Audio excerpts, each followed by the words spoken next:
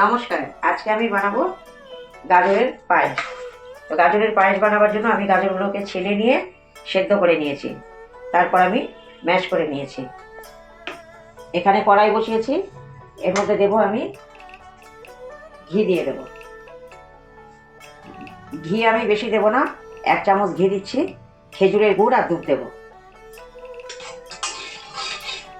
খেজুরের গুড় দিয়ে করব, এর জন্য আমি এখানে এলাচ টেলাচ তেজপাতা অন্য কিছু দেইনি।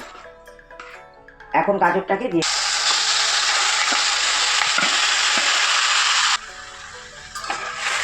এখন ভালো করে কষিয়ে নেব। গাজরগুলোকে ভালো করে ঘি দিয়ে ভেজে নিয়েছি। এবার দুধটা গরম করে রেখেছিলাম, দুধগুলো দিয়ে দিচ্ছি।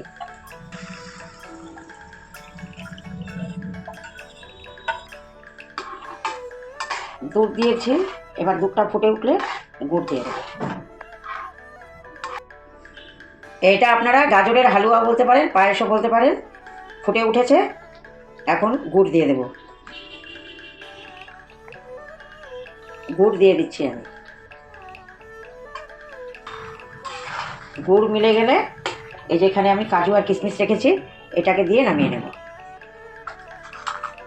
এখন এই কাজু কিশমিশগুলো দিয়ে দিচ্ছি।